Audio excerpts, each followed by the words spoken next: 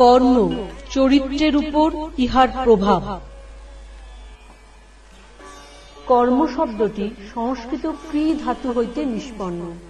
ক্রি ধাতুর অর্থ করা, যাহা কিছু করা হয় তাহাই কর্ম। এই শব্দটির আবার পারিভাষিক অর্থ কর্মফল। দার্শনিকভাবে ব্যবহৃত হইলে কখনো কখনো উহার অর্থ হয় সেই সকল ফল আমাদের পূর্বকর্ম যেগুলির কারণ। কিন্তু কর্মযোগে আমাদের কর্ম শব্দটি কেবল কাজ অর্থেই ব্যবহার করিতে হইবে। মানব জাতির চরম লক্ষ্য জ্ঞান লাভ। প্রাচ্য দর্শন আমাদের নিকটে এই একমাত্র লক্ষ্যের কথাই বলিয়াছেন। মানুষের লক্ষ্য সুখ নয়, জ্ঞান। সুখ ও আনন্দ তো শেষ হইয়া যায়, সুখই চরম লক্ষ্য, এইরূপ মনে করা ভ্রম। জগতে আমরা যত দুঃখ দেখিতে পাই তাহার কারণ মানুষ অজ্ঞের মতো মনে করে সুখই আমাদের চরম লক্ষ্য। কালে মানুষ বুঝিতে পারে সুখের দিকে নয়, জ্ঞানের দিকেই সে ক্রমাগত চলিয়াছে। দুঃখ ও সুখ উভয়ই তাহার মহান শিক্ষক। সে শুভ ও অশুভ হইতে সমভাবে শিক্ষা পায়। সুখ দুঃখ যেমন আমাদের মনের উপর দিয়া চলিয়া যায়, অমনি তাহারা উহার উপর নানাবিধ চিত্র রাখিয়া যায়।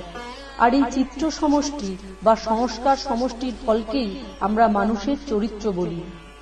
কোন ব্যক্তির চরিত্র লইয়া আলোচনা করিয়া দেখো, বুঝিবে উহা প্রকৃতপক্ষে তাহার মনের প্রবৃত্তি, মনের প্রবণতা সমূহের সমষ্টি মাত্র। দেখিবে সুখ দুঃখ দুই সমভাবে তাহার চরিত্র গঠনের উপাদান। চরিত্রকে এক বিশেষ ছাদে ঢালিবার পক্ষে ভালো মন্দ উভয়েরই সমান অংশ আছে। কোন কোন স্থলে সুখ অপেক্ষা বরং দুঃখ অধিকতর শিক্ষা দেয়। জগতের মহাপুরুষদের চরিত্র আলোচনা করিলে দেখা যায় অধিকাংশ ক্ষেত্রে সুখ অপেক্ষা দুঃখ তাহাদিগকে অধিক শিক্ষা দিয়াছে। ধনৈশ্বর্য অপেক্ষা দারিদ্র্য অধিক শিক্ষা দিয়াছে। প্রশংসা অপেক্ষা নিন্দারূপ আঘাতই তাদের অন্তরের অগ্নি প্রজ্বলিত করিতে অধিক পরিমাণে সাহায্য করিয়াছে। এই জ্ঞান আবার মানুষের অন্তর্নিহিত। কোন জ্ঞানই বাহির হইতে আসে না, সবই ভিতরে।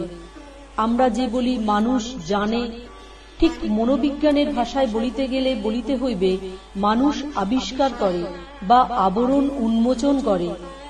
মানুষ যাহা শিক্ষা করে প্রকৃতপক্ষে সে উহা আবিষ্কার করে। ডিসকভার শব্দটির অর্থ অনন্ত জ্ঞানের খনিস্বরূপ নিজ আত্মা হইতে আবরণ সরাইয়া লওয়া। আমরা বলি নিউটন মাধ্যাকর্ষণ আবিষ্কার করিয়াছেন। উহা কি এক কোণে বসিয়া তাহার জন্য অপেক্ষা করিতেছিল? না, উহা তাহার নিজ মনেই অবস্থিত ছিল। সময় আসিল, অমনি তিনি উহা দেখিতে পাইলেন। মানুষ যত প্রকার জ্ঞান লাভ করিয়াছে সবই মন হইতে। জগতের অনন্ত পুস্তকাগার তোমারই মনে। বহির্জগৎ কেবল তোমার নিজ মনকে অধ্যয়ন করিবার উত্তেজক কারণ, উপলক্ষ মাত্র। তোমার নিজ মনই সর্বদা তোমার অধ্যয়নের বিষয়। আপেলের পতন নিউটনের পক্ষে উদ্দীপক কারণ স্বরূপ হইল, তখন তিনি নিজের মন অধ্যয়ন করিতে লাগিলেন। তিনি তাহার মনের ভিতর পূর্ব হইতে অবস্থিত ভাব পরস্পরা আর একভাবে সাজাইয়া উহাদের ভিতর একটি নতুন শৃঙ্খলা আবিষ্কার করিলেন। উহাকেই আমরা মাধ্যাকর্ষণের নিয়ম বলি।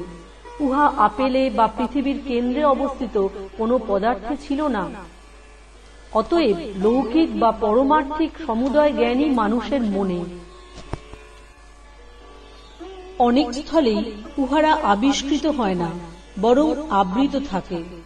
যখন এই আবরণ ধীরে ধীরে সরাইয়া লওয়া হয়, তখন আমরা বলি আমরা শিক্ষা করিতেছি।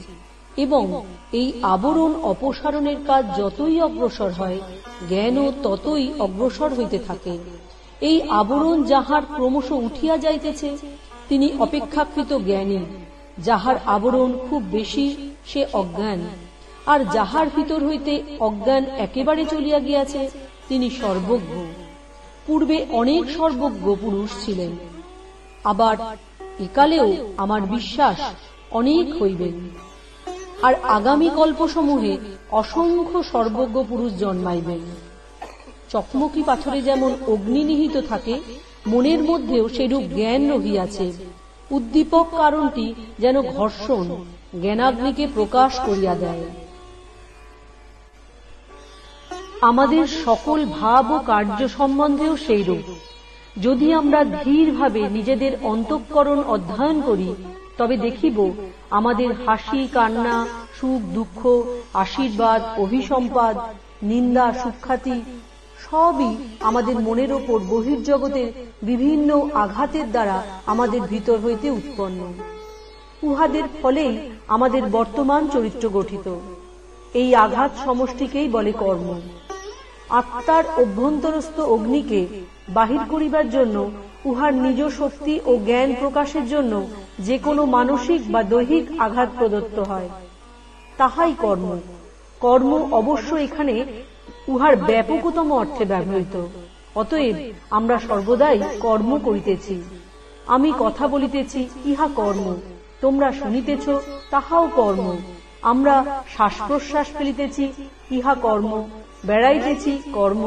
কথা কহিতেছি, কর্ম। শারীরিক বা মানসিক যাহা কিছু আমরা করি, সবই কর্ম।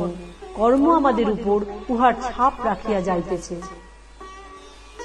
কতকগুলি কার্য আছে, সেগুলি যেন আমাদের ক্ষুদ্র ক্ষুদ্র কর্মের সমষ্টি। যদি আমরা সমুদ্র তটে দণ্ডায়মান হইয়া শৈলখণ্ডের ওপর তরঙ্গ ভঙ্গের ধ্বনি শুনিতে থাকি, তখন উহাকে কি ভয়ানক শব্দ বলিয়া বোধ হয়। কিন্তু তবু আমরা জানি, একটি তরঙ্গ প্রকৃতপক্ষে লক্ষ লক্ষ অতি ক্ষুদ্র তরঙ্গের সমষ্টি। উহাদের প্রত্যেকটি হইতেই শব্দ হইতেছে, কিন্তু তাহা আমরা শুনিতে পাই না। যখন উহারা একত্র হইয়া প্রবল হয়, তখন আমরা শুনিতে পাই। এইরূপে হৃদয়ের প্রত্যেক কম্পনই কার্য হইতেছে। কতকগুলি কার্য আমরা বুঝিতে পারি, তাহারা আমাদের ইন্দ্রিয়গ্রাহ্য হইয়া ধরা দেয়। তাহারা কিন্তু কতকগুলি ক্ষুদ্র ক্ষুদ্র কর্মের সমষ্টি। যদি তুমি কোনো ব্যক্তির চরিত্র যথার্থ বিচার করিতে চাও, তবে তাহার বড় বড় কার্যের দিকেই দৃষ্টি দিও না। অবস্থা বিশেষে নিতান্ত নির্বোধ বীরের মতো কার্য করিতে পারে। যখন কেহ অতি ছোট ছোট সাধারণ কার্য করিতেছে, তখন দেখো সে কিভাবে করিতেছে। এইভাবেই মহৎ লোকের প্রকৃত চরিত্র জানিতে পারিবে। বড় বড় ঘটনা উপলক্ষে অতি সামান্য লোকও মহত্বে উন্নীত হয়, কিন্তু যাহার চরিত্র সর্বদা মহৎ, প্রকৃতপক্ষে তিনিই মহৎ। সর্বত্র সর্বাবস্থায় তিনি একই প্রকার। মানুষকে যত প্রকার শক্তি লইয়া নাড়াচাড়া করিতে হয়, তন্মধ্যে যে কর্মের দ্বারা তাহার চরিত্র গঠিত হয়, তাহাই সর্বাপেক্ষা প্রবল শক্তি। মানুষ যেন একটি কেন্দ্র, জগতের সমুদয় শক্তি সে নিজের দিকে আকর্ষণ করিয়া লইতেছে। ওই কেন্দ্রেই উহাদিগকে দ্রবীভূত করিয়া একাকার করিতেছে। তাহার পর একটি বৃহৎ তরঙ্গাকারে বাহিরে প্রেরণ করিতেছে। এইরূপ একটি কেন্দ্রই প্রকৃত মানুষ। তিনি সর্বশক্তিমান, সর্বজ্ঞ, আর তিনি তাহার নিজের দিকে সমগ্র জগৎ আকর্ষণ করিতেছেন। ভালো মন্দ, সুখ দুঃখ সবই তাহার দিকে চলিয়াছে এবং তাহার চতুর্দিকে সংলগ্ন হইতেছে। তিনি ওইগুলির মধ্য হইতে চরিত্র নামক মহাশক্তি গঠন করিয়া লইয়া উহাকে বহির্দেশে প্রক্ষেপ করিতেছেন। তাহার যেমন ভিতরে গ্রহণ করিবার শক্তি আছে, সেরূপ বাহিরে প্রক্ষেপ করিবার শক্তিও আছে। আমরা জগতে যত প্রকার কার্য দেখিতে পাই, মনুষ্য সমাজে যত প্রকার আলোড়ন হইতেছে, আমাদের চতুর্দিকে যে সকল কার্য হইতেছে, সবই চিন্তার প্রকাশ মাত্র, মানুষের ইচ্ছার প্রকাশ মাত্র। ছোট বড় যন্ত্র, নগর, জাহাজ, রণতরী সবই মানুষের ইচ্ছার বিকাশ মাত্র। এই ইচ্ছা চরিত্র হইতে উদ্ভূত, চরিত্র আবার কর্ম দ্বারা নির্মিত। ইচ্ছার প্রকাশ কর্মের অনুরূপ। প্রবল ইচ্ছা শক্তি সম্পন্ন যে সকল মানব জগতে জন্মিয়াছেন, তাহারা সকলেই প্রচন্ড কর্মী ছিলেন। তাহাদের এত ইচ্ছা শক্তি ছিল যে তাহারা জগৎকে ওলট পালট করিয়া দিতে পারিতেন।